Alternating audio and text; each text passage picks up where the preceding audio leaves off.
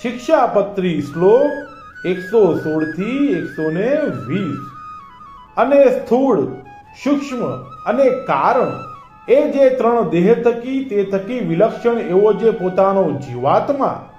તેને બ્રહ્મરૂપની ભાવના કરીને પછી તે બ્રહ્મરૂપે કરીને શ્રી કૃષ્ણ ભગવાનની ભક્તિ જે તે સર્વકાળને વિશે કરવી અને શ્રીમદ ભાગવત પુરાણનો જે દસમ સ્કંદ તે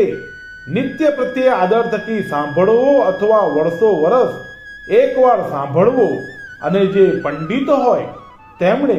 નિત્ય પ્રત્યે વાંચવો અથવા વર્ષો વર્ષ એકવાર વાંચવું અને એ જે દસમ સ્કંદ તેનું પુરસ્ચરણ જે તે પુણ્ય સ્થાનકને વિશે પોતાના સામર્થ્ય પ્રમાણે કરવું અથવા કરાવવું અને વળી વિષ્ણુ સહસ્ત્ર નામ આદિ જે શાસ્ત્ર તેનું પુરસ્ચરણ પણ પોતાના સામર્થ્ય પ્રમાણે કરવું અને કરાવવું. તે પુરસ્ચરણ કેવું છે તો પોતાના મનવાંછિત ફળને આપે એવું છે. અને કષ્ટ દેનારી એવી કોઈ દેવ સંબંધી આપદા આવી પડે તથા મનુષ્ય સંબંધી આપદા આવી પડે તથા રોગાદિક આપદા આવી પડે તો તેને વિશે જેમ પોતાની ને બીજાની રક્ષા થાય તેમ વર્તવું, પણ બીજી રીતે ન વર્તવું. અને આચાર, વ્યવહાર અને પ્રાયશ્ચિત એ જે ત્રણ વાના તે દેશ, કાળ,